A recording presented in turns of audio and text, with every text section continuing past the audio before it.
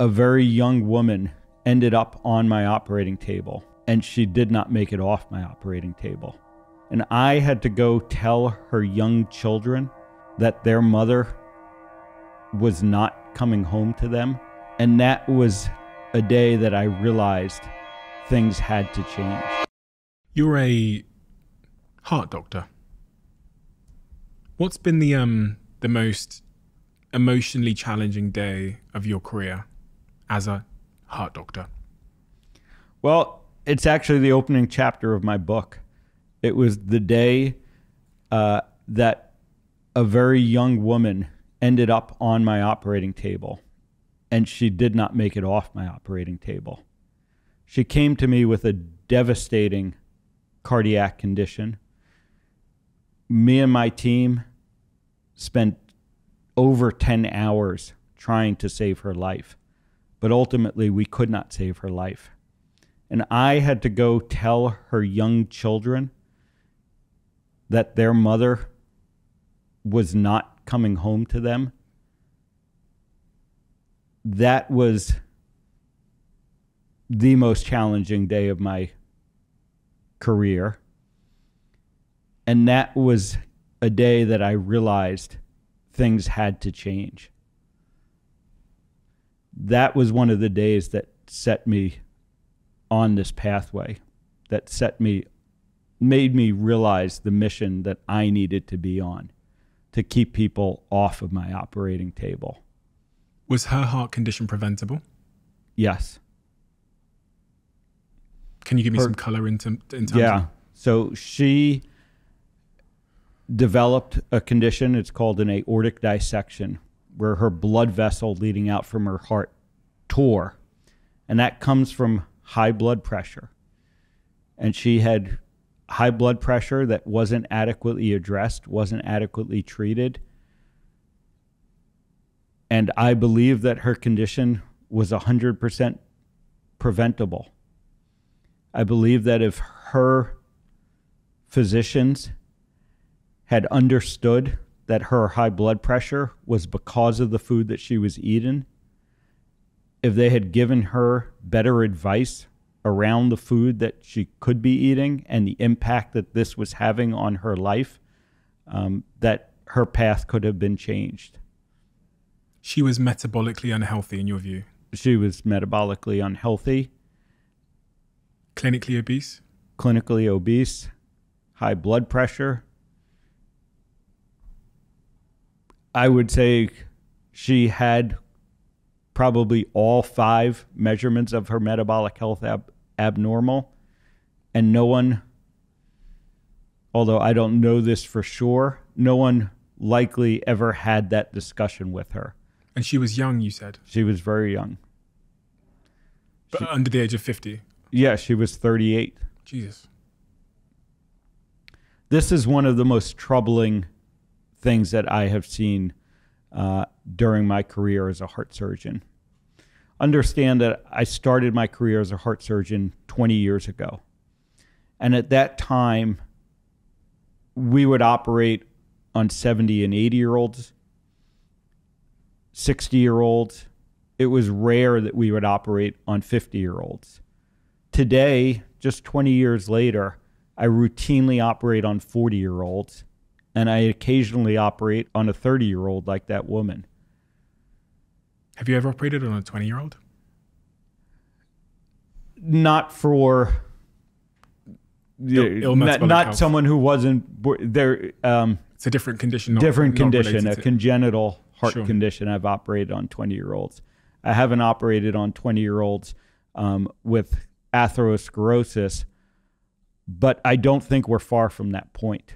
When we look at the fact that a third of the children are obese, that we see metabolic disease increasingly in teenagers and even children as young as 8 or 9 years old, there are going to be 20-year-olds ending up on my operating table in not too long a time. I was going to ask you earlier on why all of this matters. You know, sometimes I flick around in my head and I think, well, you know, if I live to 60, 70, you know, if I live to 60, but I just have loads of fun.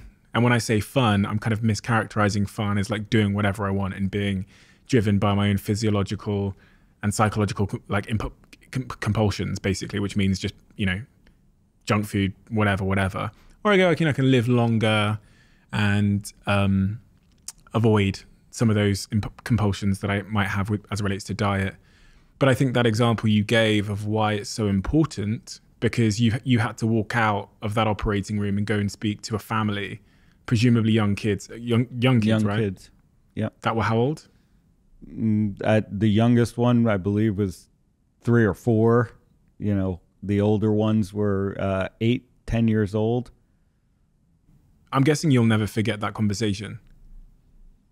How do you prepare to have that conversation with a 10-year-old and a 3-year-old about their mother not coming back? Are you trained to do that? There is no training to do that. You know, unfortunately, as a heart surgeon, you know, I have that conversation with family members, not infrequently. But having that conversation with children, with such young family members, I don't know that there's any way to prepare for that. I certainly wasn't prepared for it. One of the things that I've come to realize is no matter how good a heart surgeon I might be, no matter how good all the heart surgeons out there are, you're always better off if you never needed the surgery in the first place. And understand that, you know, I'm essentially looking to put myself out of business. You know, I spent my entire life becoming a heart surgeon, preparing to be a heart surgeon. I still love being a heart surgeon. But I realize in the back of my mind, every time I'm doing heart surgery, essentially, that I shouldn't need to be doing this. I know that the vast majority of heart disease is preventable. The vast majority of the surgeries that I do are preventable, shouldn't need to be done in the first place. And that's why my mission is so important.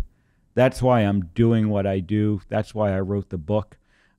That's why I'm here talking to your audience today, because it doesn't need to be this way. When you go into that waiting room, what do you say?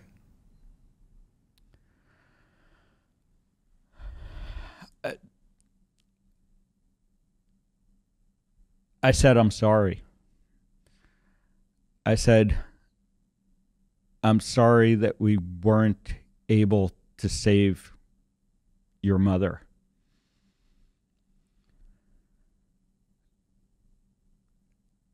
I said that your mother came to me with a devastating problem, and I did everything I could to try and save her. But her situation was not savable. And I just said that I'm sorry that your mother is no longer with you. If you love the Diary of a CEO brand and you watch this channel, please do me a huge favor. Become part of the 15% of the viewers on this channel that have hit the subscribe button. It helps us tremendously, and the bigger the channel gets, the bigger the guests.